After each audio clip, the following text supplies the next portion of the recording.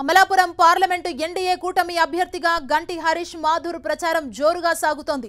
ఈ ప్రాంత ప్రజలపై తనకు కొన్ని బాధ్యతలున్నాయని హరీష్ తెలిపారు.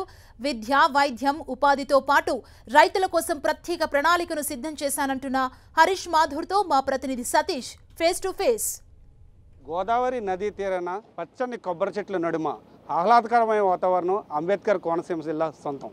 అయితే ఈ అంబేద్కర్ కోనసీమ జిల్లా అమలాపురం పార్లమెంట్ నుంచి ఉమ్మడి కూటమి అభ్యర్థిగా హరీష్ మాధుర్ అయితే పోటీ చేస్తున్నారు. ప్రస్తుతానికైతే మాత్రం కేవలం 8 రోజులు మాత్రమే మిగిలింది ప్రచారానికి.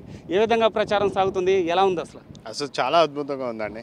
ఎక్కడికి వెళ్ళినా సరే ప్రజలు మమ్మల్ని ఆస్వాదించుతూ అలాగే వాళ్ళు ఒకే ఒక్క మాట తెలియజేస్తున్నారు. రేపన్నాడు మేము పూర్తి సహకారం ఈ ఎన్డీఏ కూటమి అభ్యర్థులకే మేము సహకరిస్తాం. ఎందుకంటే ఈ 5 సంవత్సరాలు ఈ పరిపాలన వాళ్ళంతా చూశారు.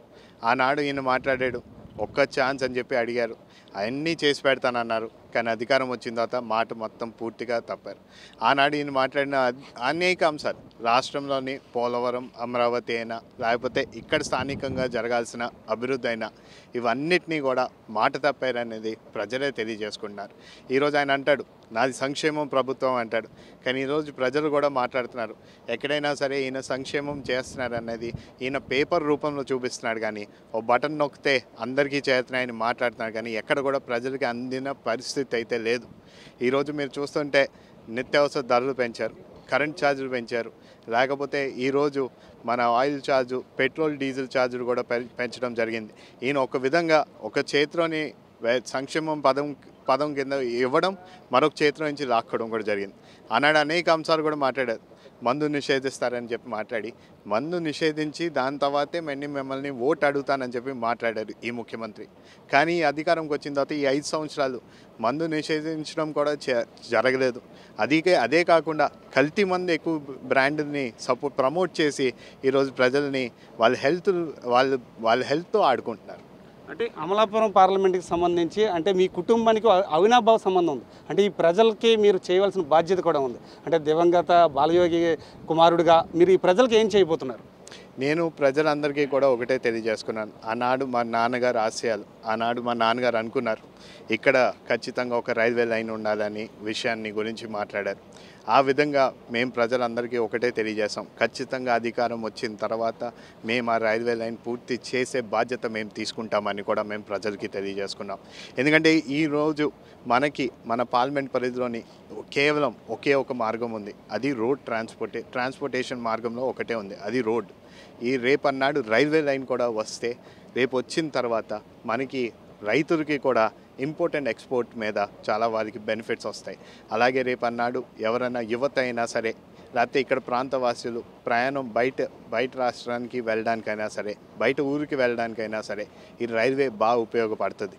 ఈరోజు దాని గురించి 5 సంవత్సరాలు వీళ్ళు ఉన్న ఈ వైసీపీ ఎంపీ గారు కూడా ఎప్పుడు కూడా పార్లమెంట్లో సెషన్స్లో కూడా మాట్లాడలేని పరిస్థితి. అలాగే ఇక్కడ స్థానికంగా మీకు అందరికీ తెలుసు, ఇక్కడ రివర్ట్మెంట్ అనేది చాలా కీలకం. కానీ దీని గురించి కూడా ఈ 5 సంవత్సరాలు కూడా ఎక్కడా కూడా మాట్లాడలేని పరిస్థితి. మేము ప్రజలందరికీ కూడా ఒకటే తెలియజేసుకున్నాం, ఇవన్నీ కూడా మా నాన్నగారు ఆశయాలు. ఇవన్నిటినీ ఆయన ఉన్నప్పుడు ఎప్పుడు కూడా దాని గురించి కృషి చేసేవారు. కానీ ఖచ్చితంగా ఆయన కొడుకుగా నేను ప్రజలందరూ తెలియజేసుకునే రేపన్నాడు ఇవన్నీ పూర్తి చేసే బాధ్యత మేము తీసుకుంటామని కూడా తెలియజేస్తాం. అంటే మీ పార్లమెంటు పరిధిలో ఉన్న 7 అసెంబ్లీ స్థానాలు కూడా గోదావరి తీర ప్రాంతంలో ఉన్నాయి.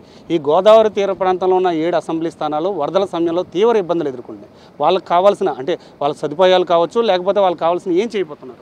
అంటే మేము ఒక్కటే వాళ్ళు తెలియజేసుకున్నాం, ప్రతి సంవత్సరం మనకి వరద ప్రభావం అయినా, తుఫాన్లైనా ఇవన్నిటి వల్ల ప్రతి సంవత్సరం ఇక్కడ ఉన్న మత్స్యకారులైనా లేకపోతే లంక గ్రామాలైనా చాలా ఇబ్బంది పడతాయి. వాళ్ళకి అదే సమయంలోని వాళ్ళకి కావాల్సిన మంచినీళ్ళు అయినా సరే, లేకపోతే ఆ ఏరియాలో రిలీఫ్ క్యాంప్స్ అయినా సరే, ఇలాంటివి హెల్త్ కేర్ ఏర్పాట్లైనా సరే, క్యాంపులైనా సరే ఏర్పాటు చేసే బాధ్యత తీసుకోవాలి.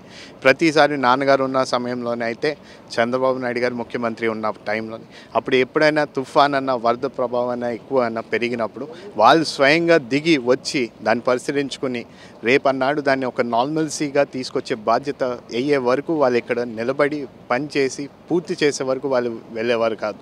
కానీ ముఖ్యమంత్రి 5 సంవత్సరాలు ఎన్నిసార్లు వరద ప్రభావం వచ్చి తుఫాన్ వచ్చినా సరే పట్టించుకోలేని పరిస్థితి. ఆయన తాడిపల్లి ప్యాలెస్ నుంచి రాలేని పరిస్థితి. ఏదైనా సరే అన్నీ చేస్తున్నాం, రిలీఫ్ మెషర్స్ మేము తీసుకున్నాం, లేకపోతే తడిసిన ధాన్యాన్ని కొనుగోలు చేస్తున్నాం, ఇలాంటి మాటలు చెప్తున్నారు. కానీ ఎక్కడా కూడా వాళ్ళు రైతులు వెళ్ళి అడిగినా సరే అక్కడ కూడా వాళ్ళు పట్టించుకోలేని పరిస్థితి. విధంగా ప్రస్తుతానికి అయితే ఇటు అమలాపురంతో కావచ్చు, లేకపోతే రామచంద్రపురం నియోజకవర్గం కావచ్చు, లేకపోతే అమలాపురం పార్లమెంట్తో కూడా మీకు సంబంధాలు ఉన్నాయి. ఏ విధంగా ఎలక్షన్ ఉండబోతుంది అనుకుంటున్నారు? ఎంత మెజారిటీతో బాలయోగి అయిన హరీష్ మాధుర్ గెలిచే అవకాశం ఉంది అనుకుంటున్నారు? స్వర్గీయ జిఎంసి బాలయ్య గారు ఆయన జడ్పీ జిల్లా చైర్మన్గా, ఎంపీగా, లోక్సభ స్పీకర్గా ఈ కోనసీమ ఇండియాలోనే తూర్పుగోదావరి జిల్లా ఉందని, ఆ తూర్పుగోదావరి జిల్లాలో కోనసీమ ఉందని, కోనసీమలో ఒక అమలాపురం పార్లమెంట్ ఉందని, పార్లమెంట్లో గలమిప్పినటువంటి వ్యక్తి ఎవరున్నారంటే జిఎంసి బాలయ్య గారు. ఆయన కోరిక ఏంటంటే ఇక్కడ కోనసీమ జిల్లాలో కొబ్బరి తోటలు, పచ్చని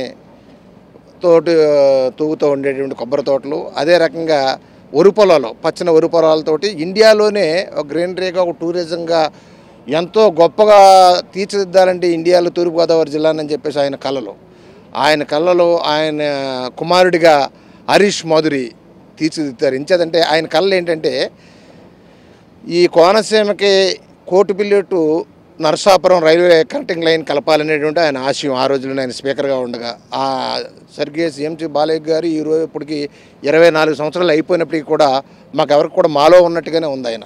ఏం చేతంటే ఆయన్ని బాలయ్య గారిని వాళ్ళ అబ్బాయి హరీష్ మాధురిని చూసుకుని బాలయ్య గారిగా మేము అందరూ ఇక్కడ ఉన్నటువంటి కోనసీమ జిల్లాలో అందరూ కూడా ఎంతో ఆనందంగా ఆనాటైన ఆయన బాలయ్య గారు ఉన్నటువంటి కోరికలు తీర్చే నాయకుడు ఈ రోజున మాకు వచ్చాడని చెప్పేసి ఈ కోనసీమ జిల్లాలో ఉన్నటువంటి వాళ్ళందరూ ప్రజలందరూ కూడా ఎంతో ఆనందంగా ఉత్సవంగా ముందుకెళ్తున్నారు. ఎంచేదంటే ఆయన కోరిక ఏంటంటే మనకి యానవెదుర్లంగ బ్రిడ్జి ఫస్ట్, తర్వాత చించినాడ నరసాపాలకొల్లు బ్రిడ్జి, దాని తర్వాత బోడస్కూరు పాస్లపూడి బ్రిడ్జి, అవన్నీ కూడా ఆయన హయాంలోనే ఆయన బాలయ్య గారు స్పీకర్గా ఉండగానే అయినటువంటి బ్రిడ్జ్లు అవన్నీ. మోడీ గారు సహాయం తీసుకుని, ఇటు రాష్ట్రంలో చంద్రబాబు నాయుడు గారు సహాయం తీసుకుని బాలయ్య గారి కళల్ని మరిపించేలాగా ఆయన కుమారుడు చేస్తాడని చెప్పేసి మేము అనుకుంటున్నాం.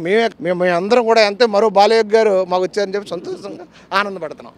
ప్రస్తుతానికైతే మనం అంటే కోటిపల్లి రేవు దగ్గర అయితే మాత్రం ఉన్నాం. ఇటు అమలాపురం కోటిపల్లిని కనెక్టింగ్ చేసే రేవి ఇది పంటి మీద గోదావరి నది తీరం. అంటే ఈ 7 అసెంబ్లీ స్థానాలు కూడా గోదావరి నది పరివాహక ప్రాంతంలోనే ఉన్నాయి. ఈ 7 అసెంబ్లీ స్థానాలని అభివృద్ధి చేయడమే ప్రధాన ఎజెండాగా అయితే ముందుకు వెళ్తున్నాను.